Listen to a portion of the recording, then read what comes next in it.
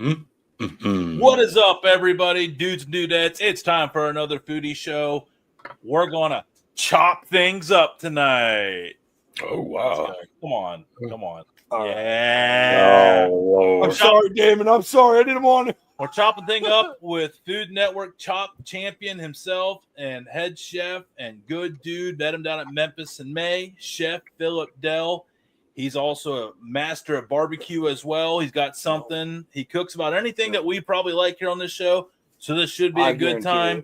Let's get into it. Let's go get through this intro and meet the head chef himself, Phillip Dell. Let's go.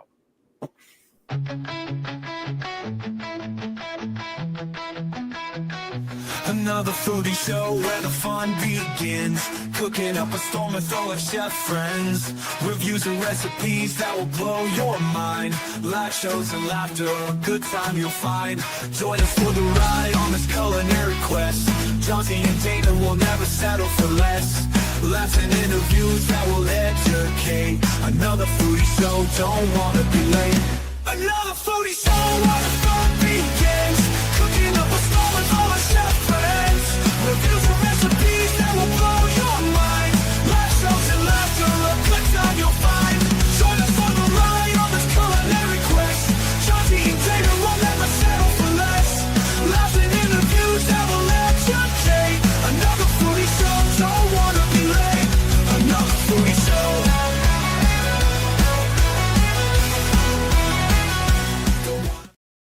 What up?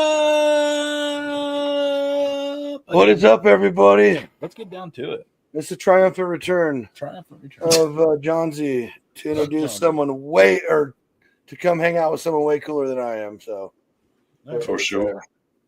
All right, well, let's get down here to it. Right out of Nashville, to Tennessee. Good old Rocky Top. Right. No state income tax, Tennessee. No state income tax, Tennessee. But they tax their groceries. Chef Phillip Dell. Let's go. Sorry, chef. Well, I just had to throw it out there, Mike. There's definitely a caveat to that tax-free part of Tennessee. Well, I have to say, though, they do grace us with the pleasure of having a weekend of no taxes, which is awesome. Yeah, we get that everybody goes out for and clothing. Isn't that nice? Makes you feel special. It's when you get your whole cow, right? Exactly. He's like, shh. Them butcher shops are probably hella busy. They're probably taking prepays earlier in the week and then running the cart on Saturday. Yeah, you never know. It's you don't know because you don't tell anybody to know. That's right.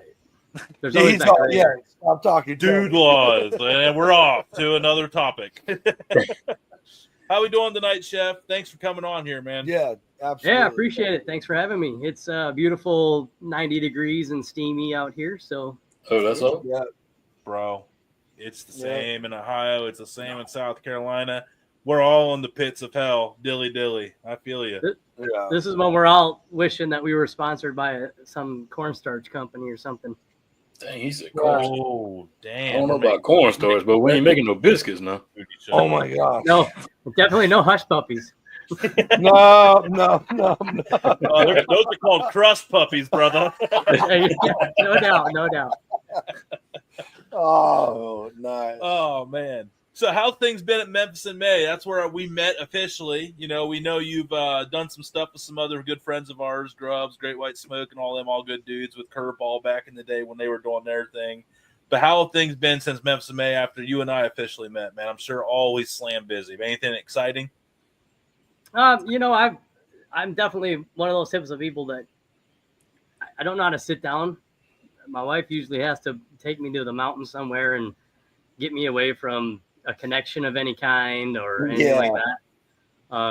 And like yesterday I had to sit through a couple meetings, and just even sitting for just a few hours, I'm just like, I got to get out of here. And I love the outdoors. So that's why I'm out here filming right now. But I'm always moving and shaking, trying to make some better deals and meet some new people and take everything global. So Right. No, Memphis May was quite the event, man. I have to ask you, you've been to American Royal, you obviously do Memphis in May. I'm curious what you would prefer out of the two if you had to pick one. They're both great events. I'm not knocking on one of these. No. But I had my Put 'em on the choice. spot. These guys know what my truth is, so I'm curious to hear what yours is. Okay, so I have, yes, you're correct. I have been to the American Royal a few times now. I've been to the Jack, I've been to, and now Memphis in May a couple years. What most people don't like, I love. I absolutely love the Dog and Pony Show of Memphis in May. I love shaking hands, kissing babies, selling the product to the judges, getting their feedback right away, telling them they're completely wrong. Just, you know, yes. like, I think even if you had the worst day as a cook, you can still sell it to them. If you know how to sell products, you can actually do it. So, but Sorry. yeah, it's Grant, stranger danger at the door. Everybody that's apparently decided to come down here and lay in front of our feet decided to go take care of that. Sorry about that. Go ahead. that's okay. I'm still waiting for someone to mow their lawn. Yeah, I know. Yeah. Yeah. Hey, now you can feel better about it if it happens because we had that happen. So go ahead. Yeah. But yeah, no, I absolutely love Memphis in May. It's, you know, growing up in barbecue in general, and then in like the late 90s and early 2000 when Rick Brown came out with Barbecue America, the book. Right. You know, he really he showcased those contests. And to me, it really sold the idea of the intricacies and the differences of all of them. And Memphis in May has always been a bucket list for me. And now that I've been there a couple times, man, I do that every day. I literally would do that every single day if I could. It's exhausting and extremely expensive. But now, I will say, though, I've been to the American Royal when it was down at the stockyards. And the experience there, besides the fact that it's just nostalgic, but when it moved over to the football stadium, it was fun and chaotic. But I got to tell you, there's nothing really like barbecuing at a NASCAR track. Yeah, that was pretty cool. But that's on borrowed time though too. So yeah, it is. So but if everybody wants to do that, you better do it this year, maybe next. But this Exactly. year is only one guaranteed. Definitely this year for sure. Yep. But you know, to wrap that up, yeah, Memphis in May all day long. I would do that every single time. You got a co-signer, Tony. Yeah, that's where I was at. I was way more impressed. I've been to each once, and American Royal was great. It was awesome. But man, that Memphis in May with like the double stack party buses and stuff down there on that back row by the turn-in building, those were some setups, man. And you could, like he said, there's a lot of money that throws around, but where there's a lot of money, there's normally a good time because if people are going to spend that money, they're going to want to return on that investment. So there's definitely some cool perks of a visitor as well. Because as chef, you know, I wasn't down there to compete. I was down there to take in the festivities. And Memphis in May, I like how they had the World Food local cook-off challenges going out there on the one stage too. There's just a little something for everybody. And like, I mean, the concerts, like they had like 3-6 Mafia down there playing one night. Like you didn't get that at American Royal. You had Battle of the Bands, you know. So it's definitely different on the entertainment. Yeah, remember we did this Battle of the Bands. Yeah, no, I was talking about Mr. 360. Yeah. I know I was supposed to go watch it with Chef Teddy, but he invited me to go, but I couldn't make it. Next If year. it was 2005, I probably would have been more interested. Well, let's get off the Memphis and May stuff for a minute. Yeah. Chef, when did you first fall in love with food and realize that this is what you wanted to do? I was 4 years old. 4? Wow. Okay. Yeah, I was 4 years old. You know, Saturday mornings for most kids involve watching cartoons. Yeah. For me, it was PBS. I love watching Julie Child, Martin Yan can. If Yan can cook, so can you. And here's a fun little fact. When I was in culinary school, I was doing a tasting for Mum Cuvée Napa champagne. And all of a sudden, the crowd started going crazy, and there was a big mob at the door. And the next thing I know, this little dude walks through the door, like evolves from, or comes out of this mob, and it was Martin Yan. And No way. I'm a short little dude. I'm 5'2". I towered over him. It was awesome. And then to find out that when he was on television, he used to stand on a table, kind of like a stage behind the counter. Oh, okay. Otherwise, it would have been up to like here. Good night. So I just thought that was like the coolest thing. But anyway, so Martin Yan, the Galloping Gourmet, all those guys, Justin Wilson. That was my thing. Saturday mornings, every day after school, I knew what time that like not the Travel Channel, just shoot, I can't remember the name of the channel, but it's kind of like Discovery or whatever, and they would have shows like that on in the afternoon, and I would watch those after school when I got older. And by the time I was just talking about this with my mother-in-law, somebody was criticizing this young lady for helping her parents at a very young age, and grandma was saying, hey, you should be playing. And I just looked at my mother-in-law and I said, when I was 8 years old, I was cooking 4-course meals for my parents and cleaning the entire house. Wow. So, it's just always been something I've always wanted to do.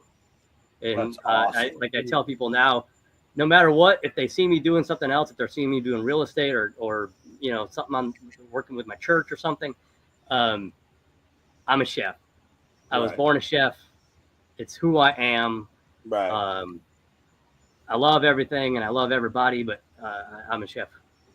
Right. How lucky are you to find your passion and calling at such a young age? Right. Everyone stresses for years and pays all that money to like not even pursue the degree they pursue. Right. But you knew at 4. That's awesome. Yeah. And I tried multiple times, including during high school, to get out of it, and I just couldn't do it. Every single time I'd go to a bookstore or something, I'd get sucked right back into the cooking section. Yeah. Can you guys hear that tractor behind me now? Nah. No. Not much, Nope. But yeah, no, actually not at all. If you wouldn't have said anything, I wouldn't have heard anything. Okay, cool. But yeah, and it would get me all giddy. To this day, I get all giddy. Like, I'm just like, oh man, we're gonna do some cool crap with some food today, and it's just, I just love it. That's awesome. Hell yeah, man. Damon, what you got? Speaking of cool crap, so I mean, how did it, like, so the culinary stuff come to you? You got all your training and stuff. How did CHOP come about? So how did that fall in your lap? Well, I moved to, a little backstory. I moved to Las Vegas in 2005 after divorce, and just start over. And at the time, I weighed 217 pounds and had a 44-inch waist. And after about 17 months of changing my lifestyle, I lost almost 100 pounds and over 30% body fat. Started my own company, helping other people do exactly what I did by transforming the foods they enjoy to eat, making them healthier, but without them knowing the difference. And bingo. That is literally to say that I could put it in front of you, and if I didn't tell you what was in it, you'd never know that it was healthy for you until after I told you. Right. And so I started a company doing that. Okay. And one day I got a phone call from a law firm asking me if I would cook lunches for their staff. They had a very large law firm, 40 attorneys plus support staff. It was very large. Woo!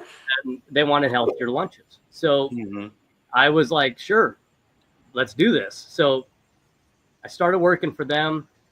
Next thing I know, my company is just exploding, doing all of this. And I received a phone call during lunch, which always happens.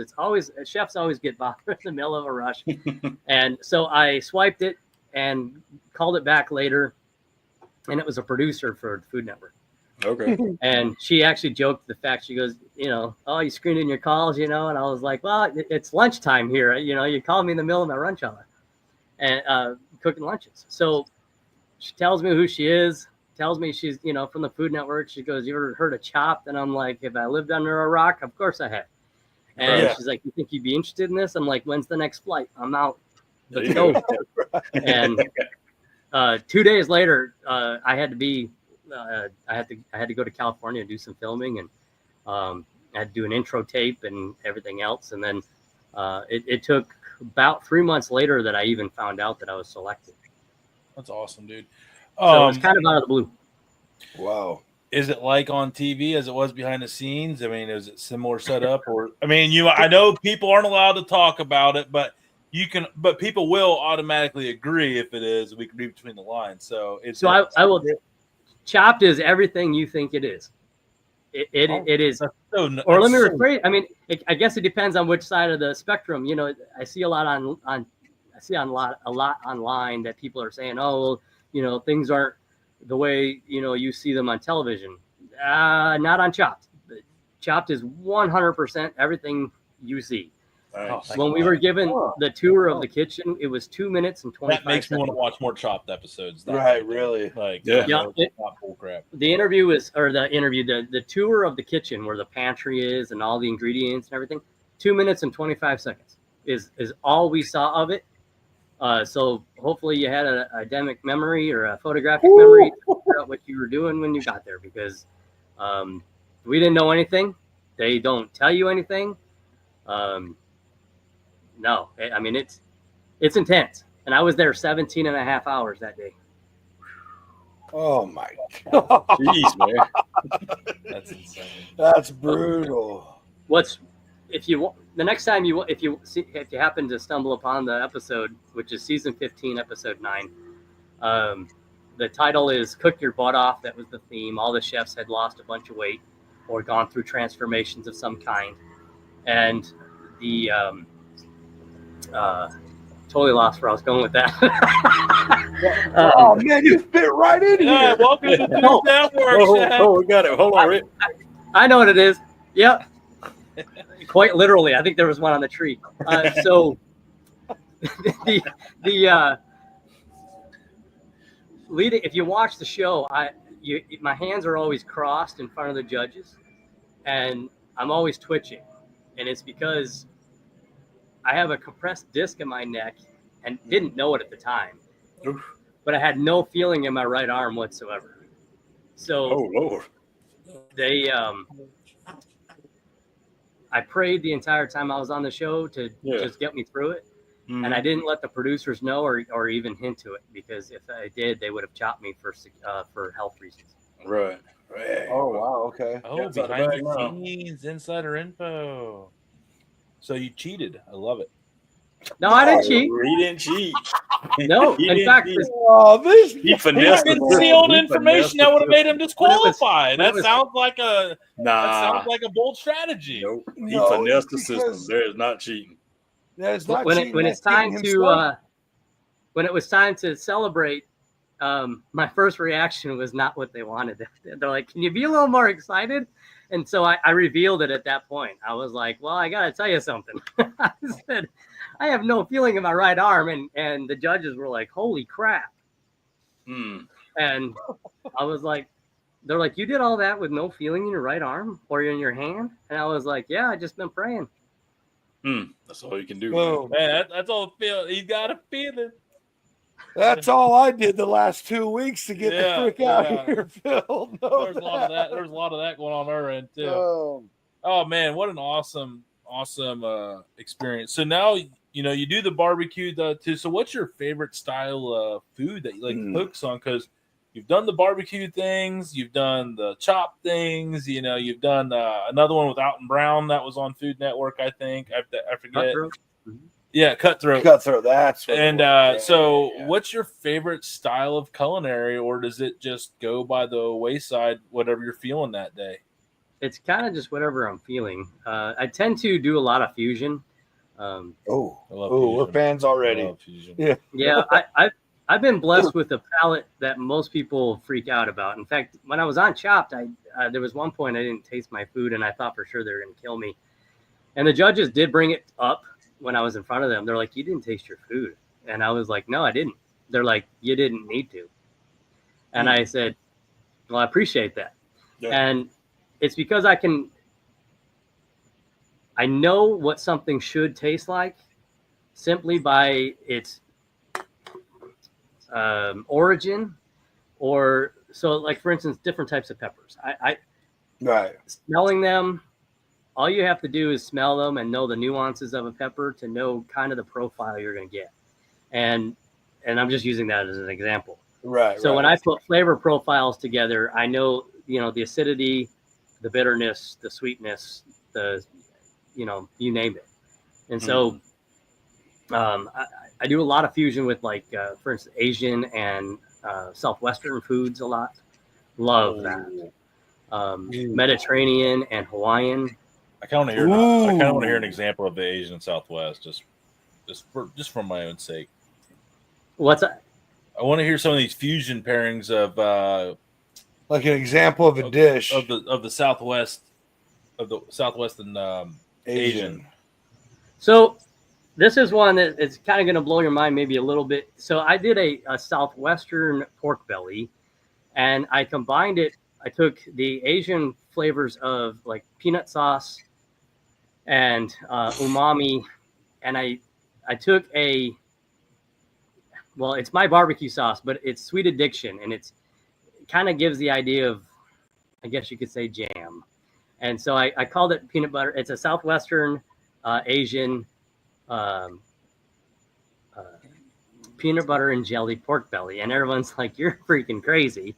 And I mentioned it to my wife, and she's like, "You're nuts." So I made it up one day, and I handed it to her, and she's like, "What's this?" And I said, "Just eat it and tell me what you think."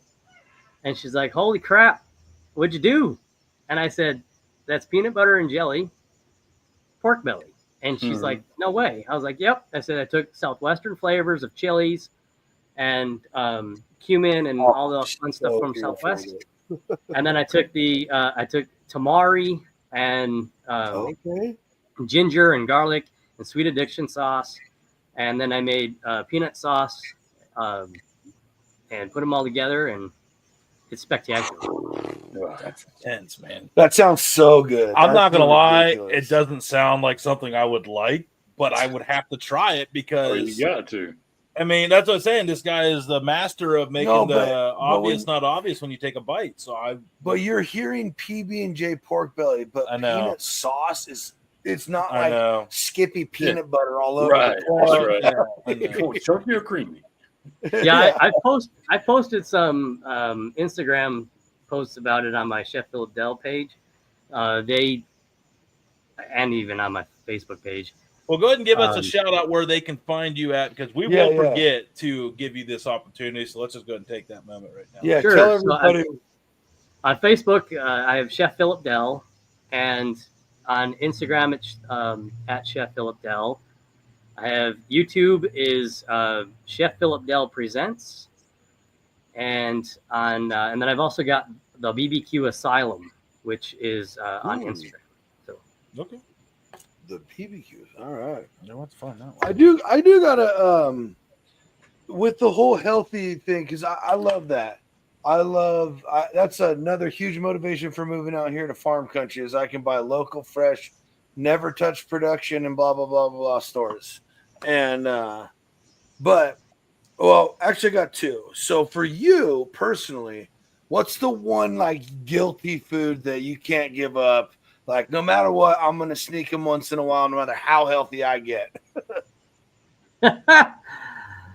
Oh, cookie dough. I'm a cookie dough fan. I eat it every week. I'm just going to say it right now. Nice. And here's something that's going to kind of blow your mind and probably break the internet. But sugar cooks eggs. So now you got to try this. Now you got to crack an egg.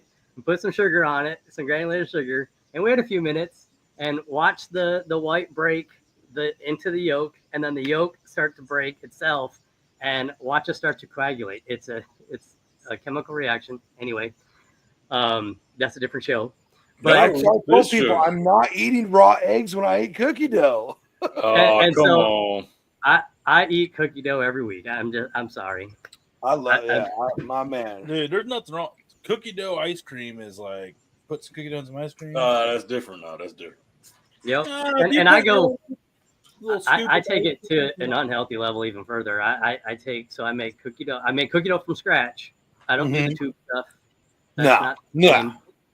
I got to make it from scratch every week. So I make cookie dough from scratch. Then I'll have, this is funny, but sugar, no sugar added ice cream. I know it's stupid, but I gotta have a balance. I gotta have a balance. No, it makes sense. I'm eating my absolute garbage, but I'm not going to take any more with me. Yeah, That's right. Although I will top it with a if I'm feeling frisky. So then I have to have pretzel M&Ms sprinkled on top.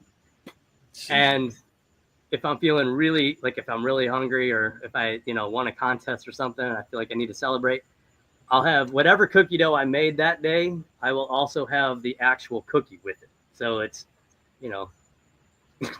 I'm not hearing anything I don't want to hear. No, judge for his own, man. This is all dude approved, dude. I'm just taking notes for myself. Yeah. Yep. Oh, man. That's awesome. And then the second one of that is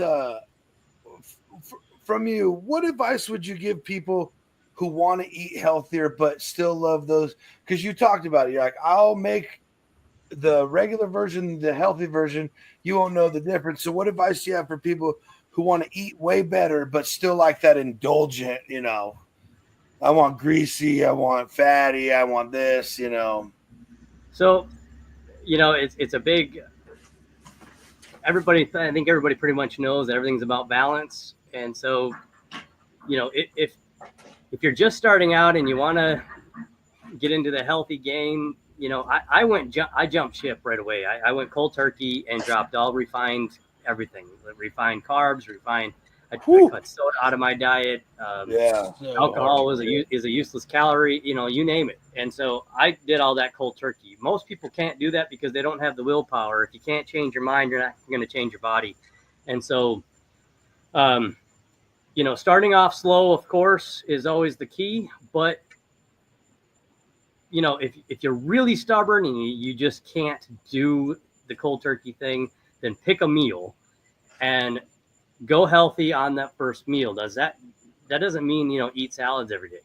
Right. In fact, if you are a salad eater, I know I'm kind of going off on another squirrel, but if you are a salad person, get it with dressing on the side. Take your fork, dip the fork tines into the dressing and then into the salad, and then put it into your mouth. When you are done, you will have well over 2/3 of that little solo cup or ramekin full of dressing still, and you've had enough flavor to satisfy your hunger for a yummy salad. Yeah, that's legit. I'm down with that idea. Now if I can just eat a salad. That's what I love salads. I love salad. I just never eat the damn thing. I love a good salad, man. I love a chef salad. I love it because I can get a big old bowl, hard boiled eggs, ham, turkey, bacon, 3 kinds of cheese. They might as well call that. They might as well call that this week's trash salad. Right. I don't call your. It's a great way to use up your barbecue. I mean, all it is just cleaning out the fridge. That's what a chef salad is. Kind of. I mean, they don't use crap ingredients. Hopefully, stay on your half. Hopefully, your opinions. But that's the origin of that salad is they just like throw whatever's kind of right. Right. Well, not really. I mean, traditionally, it's generally ham, turkey, hard-boiled egg, cheese, lettuce, tomatoes. It's. I've never seen a chef salad without those ingredients, so I don't know what California over is talking about. Well, I'm talking about those, but that's how. Anyway, whatever. For me, I was going to make a chef salad. If I was going to make a chef salad, those tomatoes would be roasted. I would be doing, instead of just regular ham, it would be a double smoked ham that I did. It would have, the turkey would be peppered turkey that I made. I might add some brisket in there. And then I would add some grilled peppers and onions to it. Maybe if I wanted to do the cheese thing, I would do some pepper jack or smoked Gouda. So, but that's me. I gotta kick it up a little bit. Smoked Gouda is where it's at, man. I love me. I'm like, where you at? I like where your head's at. See, my goat wife cheese to me is like also king. Yeah. I love Dude. goat cheese. So my dad did this thing with goat cheese where he took dates, goat cheese, and then wrapped it in bacon, and it literally tasted like a bacon wrapped caramel chew. Like the older caramel chews that had like the cream center. Mhm. Oh, dude, these things are stupid good. They're Nice. stupid good. Yep. No, absolutely. Damon, we're getting up here on close to the end of the show. True. Let's go around rapid fire around the table. Let's go around and ask one more question here for Chef Phillip Dell, and then we'll send him on. Yeah, go ahead, John, because happy little way so he can go beat the hell out of his neighbor that's fired up the mower during this interview. Told you. He did call it. You manifested that. That's kind of on you. You got one meal. You can bring one protein, one carb, one veggie. What are we making? What are we packing? Let's see. We're gonna do a. Let's see. You said a protein. Say that again. You got a protein, a carb, and a veggie. All right. So, I am a duck breast freak. I'm gonna do a Cajun or Southwestern seared duck breast. I'm gonna make a crostini out of that with like French bread. I'm gonna grill it, but of course I can't just have just a grilled bread. So I'm gonna make a compound butter real quick. And the veg, again, with the Southwestern stuff, I like to take things that people don't normally like, maybe do some cactus, some peppers, some onions, some chilies, and maybe do a hot pepper honey that just gets drizzled over the top. And that's going to slap your mama for an appetizer. Ooh. I mean, what time's dinner? Yeah. Yeah, John's is only 6 hours away from Nashville now. Hey, we do have to come down and do like a Nashville restaurant tour at some point when the time allows. Absolutely. Let's do a crawl. Yeah, my question for you is there something new on the radar that you've seen that's out there that you are looking forward to experimenting with or have plans to experiment with soon? I guess it's more than one. It's kind of a whole package deal. Yoder Smokers came out with their new Santa Maria grill, which really isn't new anymore. It's been a year and a half, 2 years. And I have to get my hands on one of those, get one in my backyard. And then I love doing live fire cooking.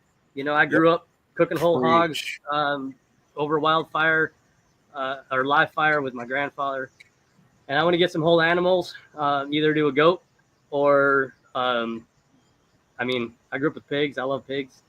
And then we're gonna infuse that, and we're gonna take some of the best items on the market right now, which are like Hoosier Daddy barbecue sauce. They have a lime sauce that is ridiculous. If you have not had it yet, you need to give that a try. Lime. You said Hoosier Daddy? That would go exceptional with a live fire lechon, which is pig for those that don't know. Yep. Okay. And you said lime sauce, right? Lime.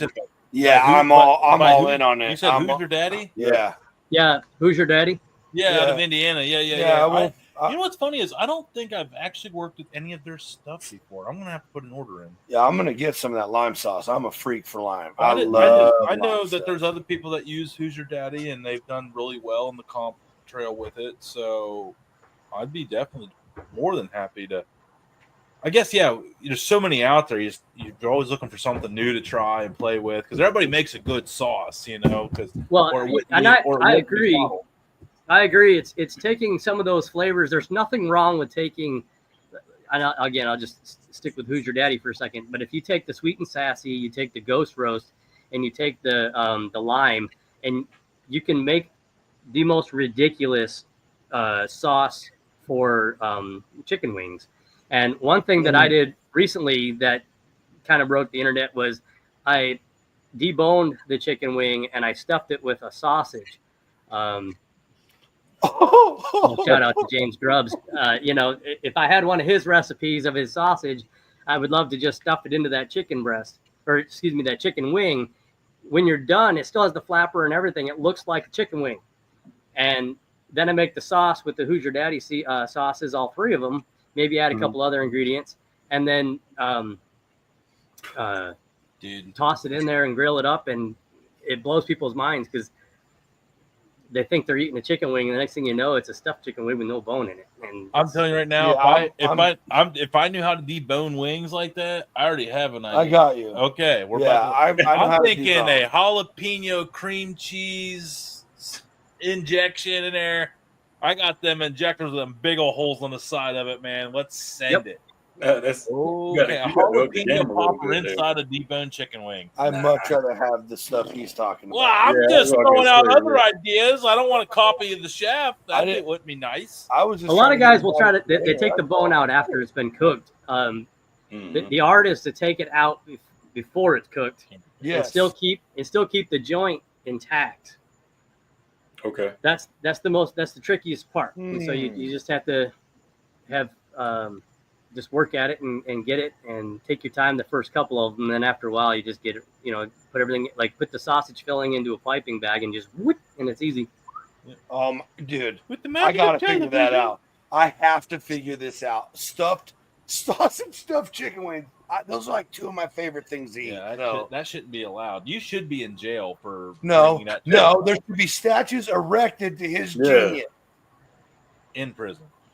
Yep. Good Lord, man. I'm just saying, you can't be doing that to people. They're never going to get that again in their life. Damon. You put them on a pedestal and you let them down. There should be criminal charges associated with that. What's your question, buddy? Yeah, before we have to deal with this. So we'll wrap it up. We'll wrap it up on I guess the harder question. Of all the stuff you've done, all the things you've won and been a part of, what's your most favorite one that's going to stick out as your top event or anything that you've ever done?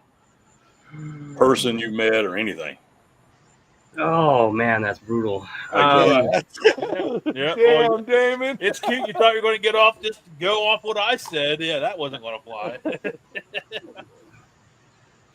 What am I most so marrying my wife. Yeah. That is a true dude right there. Not even lying to you. I mean,